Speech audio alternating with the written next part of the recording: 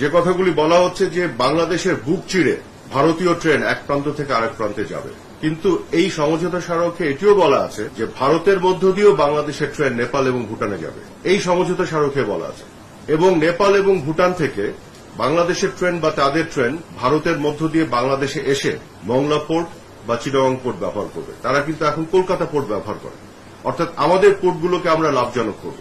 তাহলে কি আপনি বলবেন যে ভারতের নতজানু পররাষ্ট্রনীতি হয়ে গেল? তারা তাদের কলকাতা পোর্টকে বঞ্চিত করে বাংলাদেশের পোর্টকে লাভজনক করে দিচ্ছে। বিষয়টি কিন্তু আসলে আঞ্চলিক সহযোগিতার বিষয়, রিজিওনাল কানেক্টিভিটির বিষয়। তো এই বিষয়গুলো না বুঝে এই অসত্য কথাগুলি বলা হচ্ছে। তাহলে আরেকটি জিনিস দেখেন কিভাবে তারা হাইড করে গেছে। এটা একটা বিশাল অর্জন আছে আমাদের এই সমঝোতা স্মারকে। আপনারা দেখবেন যে নেপাল থেকে ভারতের মধ্য দিয়ে ভারতের যে গ্রিড লাইন, সেই গ্রিডের ট্রান্সমিশন লাইন দিয়ে আমরা নেপাল থেকে 40 মেগাওয়াট বিদ্যুৎ আমদানি করব, এবং যখন আমাদের শীত মৌসুমে বিদ্যুতের চাহিদা দেশে কম থাকবে, অতিরিক্ত প্রডিউস করতে পারবো, আমরা রপ্তানিও করতে পারবো। তাহলে কি আপনি বলবেন যে ভারতের বুক চিরে বাংলাদেশ নেপাল থেকে বিদ্যুৎ আনবে এবং বিদ্যুৎ রপ্তানি করবে? এখানে তো পুরোটাই আমরা লাভবান হব। কাজে এই যে সমঝোতা স্মারকের এই বিষয়গুলো একেবারে উল্লেখ না করে, সমঝোতা স্মারকের পুরো বিষয়টি যে একটা উইন উইন, দুই দেশের জন্য যে লাভজনক, এই বিষয়টি উল্লেখ না করে খণ্ডিতভাবে তারা অপপ্রচারের স্বার্থে এই মিথ্যাচার করছে, গোলামী চুক্তি বলছে, নতজানু পররাষ্ট্রনীতি বলছে। এবং আরেকটি বিষয় আপনারা খেয়াল করে দেখেছেন যে মির্জা ফখরুল ইসলাম আলমগীরের কথা বলেছেন, এবং অনেক অপপ্রচারকারী এটি বলছে যে আমাদের নাকি নিরাপত্তার ঝুঁকির মধ্যে পড়ে যাব আমরা। কিভাবে? যে ভারত যে ট্রেন নিয়ে যাবে বাংলাদেশের ভিতর দিয়ে, সেখানে তারা আর্মি এবং মিলিটারি সামরিক অস্ত্রশস্ত্র নিয়ে যেতে পারে, তাতে জিও পলিটিক্যাল একটা ক্রাইসিস তৈরি হতে পারে। অথচ আপনাদেরকে আমি আজকে দেখাই যে এই সমঝোতা স্মারকে 3 নম্বর পয়েন্টে পরিষ্কার বলা আছে, 3 নম্বর পয়েন্টে, এটা আপনাকে দিয়ে দিব। এখানে কি বলা আছে?